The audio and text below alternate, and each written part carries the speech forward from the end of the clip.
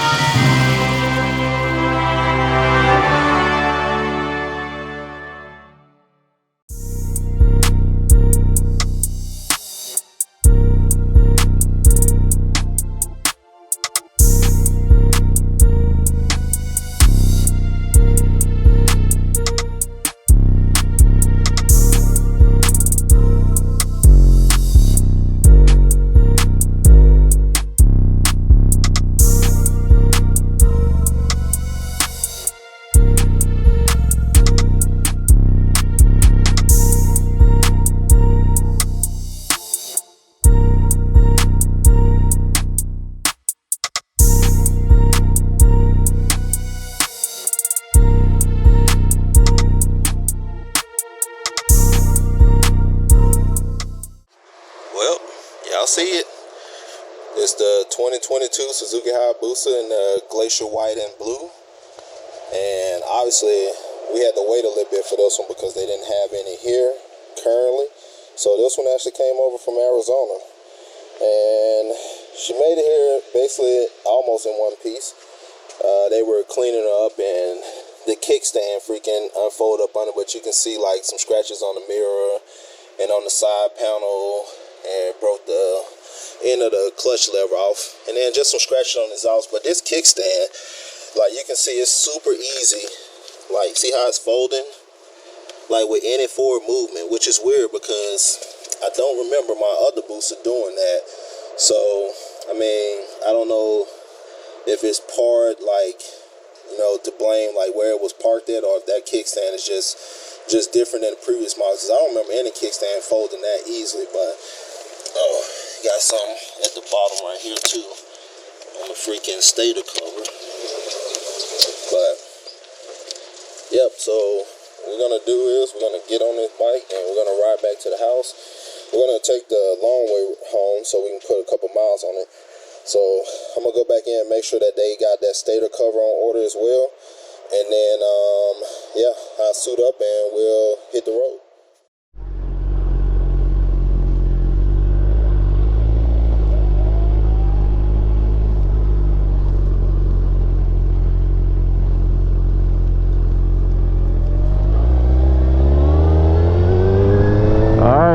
So this is the first ride on the 2022 Hayabusa. So far this thing is like basically riding on a couch. It's super plush, but that's expected because that's how my Gen 2 was when I first got it as well.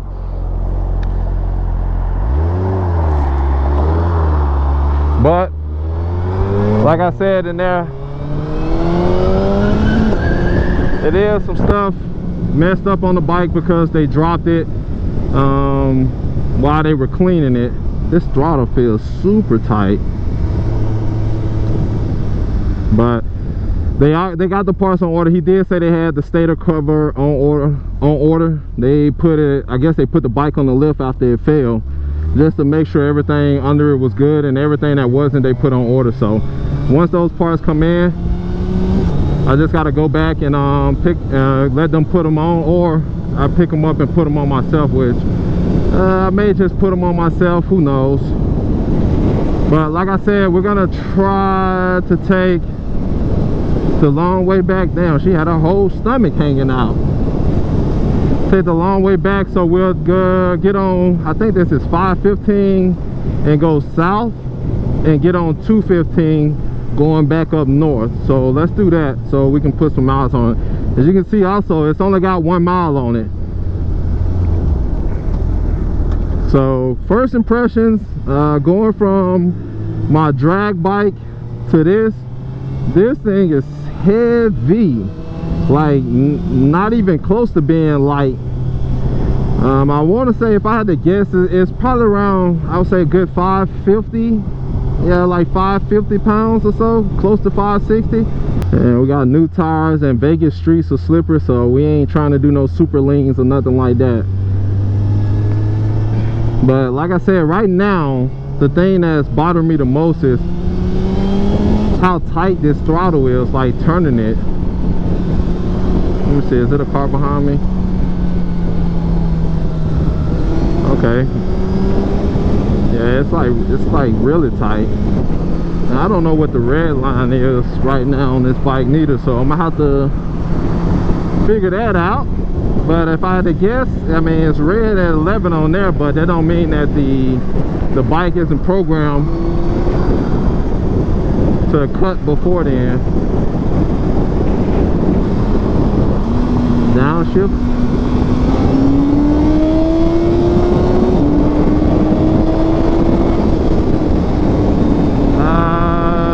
Got basically no engine braking. Like I didn't get any engine braking right there, so I think it's a setting for that. So I'm gonna have to adjust that, because I like to have some engine braking when I let off to help slow the bike down.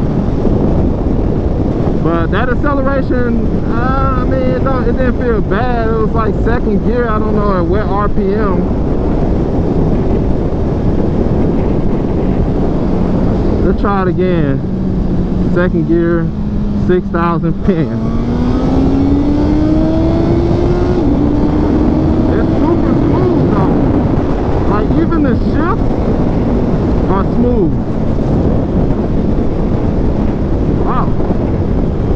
Like it. I can't even tell that I'm shifting.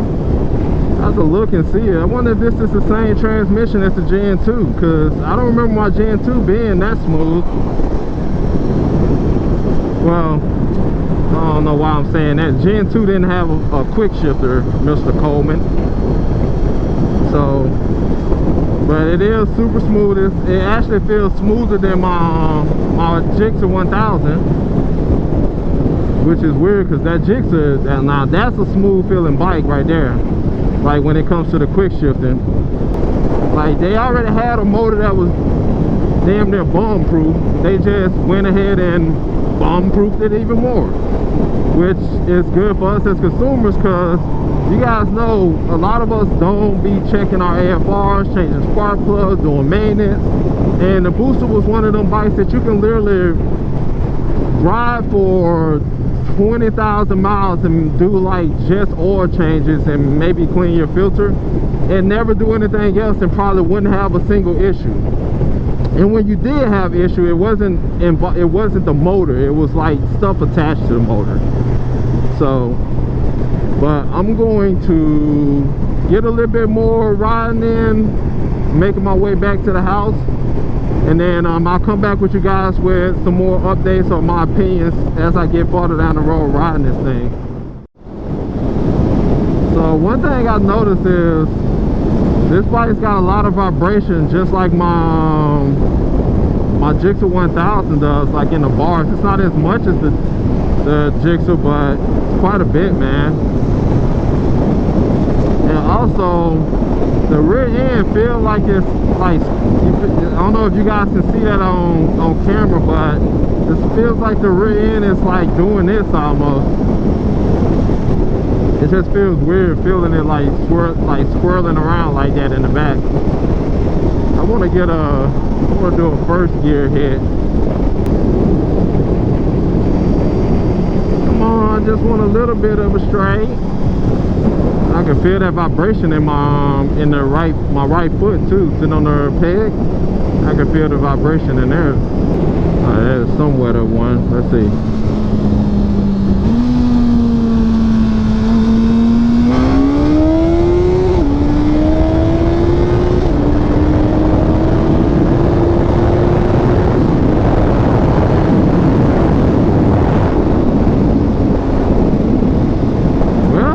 Didn't try to lift up. I felt it like pull the wheel a little bit, but it didn't lift up, and I pretty much pinned it out of first. So that should tell y'all how the air quality affects the bike. a lot, because I guarantee you back in Jersey, if I did that, the bike would have lifted up on the front. And as I think some of 650 videos, their bikes are lifting up when they're hitting them out of first. But out here with a little over 5,000 feet DA, this bike is like, I can barely breathe, boss. Give me some of that oxygenated fuel, boss. So she's not lifting up, but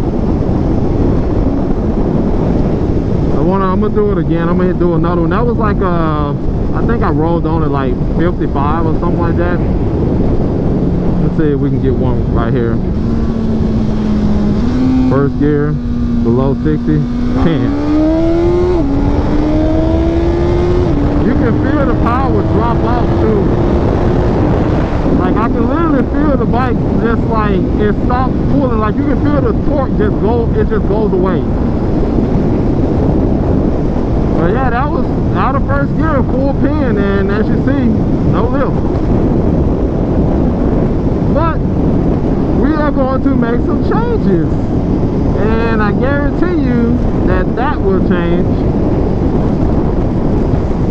Just like with the other bikes, because even on my Gixxer, the 1000 and well, the ZX10 kind of lifts a little bit, but the Gixxer doesn't lift when I hit it out of first like that neither. And I'm talking about like, I'm not hitting them like soft. Like, I'm gonna show you guys. Let's go back down, all the way down to first. And as you see, I'm at first.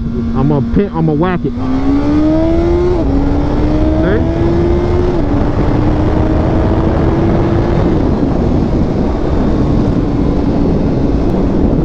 Says traction control is off, but something is telling me that either lift control or something else is working. Let me see. I got a little bit of room in front of me. Let me look. Power mode 1, TCR LF 1. I'm gonna take a wild guess that LF is lift control. So that's probably why it's not lifting up. Alright. Well, that's not something I know how to change right now. I think you gotta take it out of SDMS mode and put it in whatever that other mode is that they have on here. So I have to do that, and then I'll test it again and see what it does. But yeah, the bike feels good even with it doing that. Like hitting it out of first, it pulls pretty hard until right around like 995-ish. It just seems to, like, you can feel the power fall off, and you can feel the torque just kind of goes away. Like the bike is still moving, but it's not pulling. So that's all restrictions inside of the ECU, which hopefully somebody comes out with a flash forward sometime soon to get rid of those restrictions, hopefully. But I'm gonna make it on down the road again, and if I get ready to do some more testing, or you know, I got some more feedback, I'll come back with y'all. Stand by.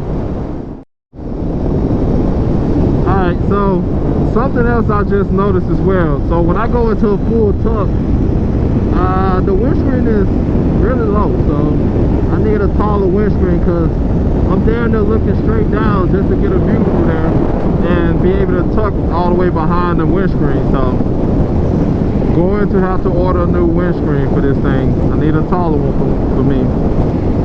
It's weird that, I mean, I know they made these bikes and thinking about smaller riders and stuff like that, but my ZX10 windshield provides more coverage for me than this Busa one does. As far as, you know, my impressions right now after 42 miles of riding this thing, the power delivery is pretty smooth. If you're in the higher gear, lower in the RPM range, you don't, and the bike has nothing, which a lot of bikes don't. The Gixxer does have it, but I think that's because of that VVT, I think is what I want to say is what they call it.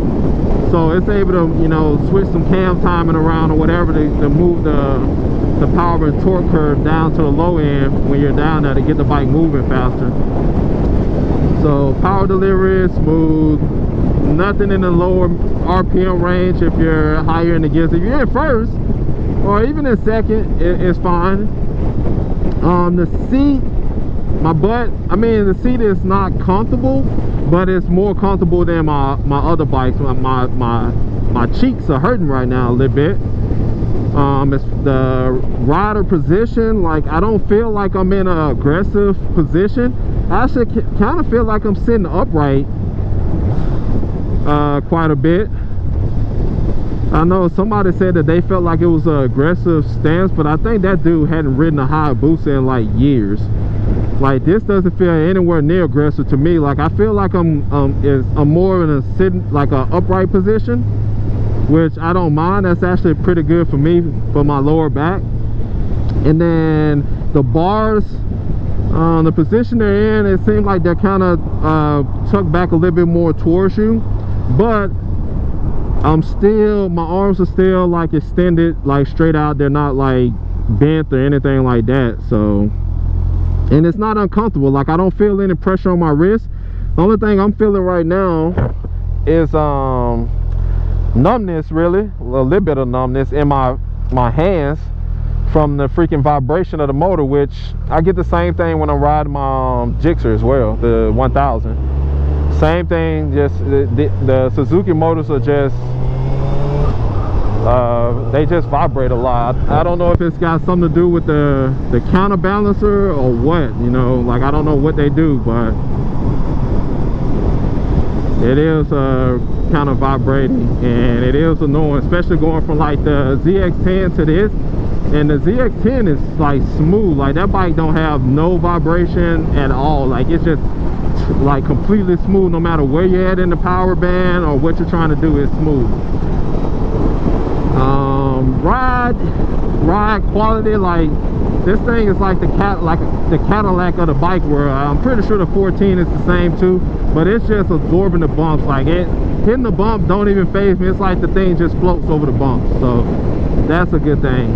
And as far as like what I think about the power and torque of the bike, it's still restricted. I don't really know how it feels. I don't know, it feels like any other restricted bike I've ridden. Obviously in the lower RPMs it pulls pretty hard. When I'm doing my hits, it's just in the top end and it falls off. But in the lower RPMs, when it's pulling, it feels like it's pulling harder than my 1000s did when they were stock. So I guess that's a good thing. Now, you know, we just need to get a flash for this and unlock it and then see what its full potential is. So for now, guys and gals, that's going to be it. This is my first ride on my 2022 Glacier White and Blue. I think it's Glacier White. Yeah. 2022 Hayabusa, and I brought you guys along from 0 miles, picking it up, showing you the damage that was caused when the bike was dropped at the dealership, all the way to this is just my first initial ride and impression. So obviously I'm gonna put some more miles on the bike and then we'll do a follow-up review, and we'll probably do that probably when we get to the break-in miles, once we hit the 600 mile mark or whatever. And the reason I say break-in, I don't know about you guys, but I don't baby my bike. I don't. I ride them hard. So, but once I get 600 miles on it to get to the first service, then, you know, I'll do a follow-up from there, because by that time I should have been riding it enough to give you like more of a in-depth feedback, and also let you know if any of my opinions so far changed on the bike. If you guys are still around listening to me talk right now and you aren't subscribed and you haven't liked this video, please do it right now. I'm trying to, you know, get back on the YouTube train, because when I moved I was out for like 3 months, so wasn't posting anything. So now we got to gain traction back on the channel. So if you guys are watching this, go ahead and do me a favor and go ahead and hit the subscribe button and the like button on this video, and I'll catch you guys and gals on the next video. Peace.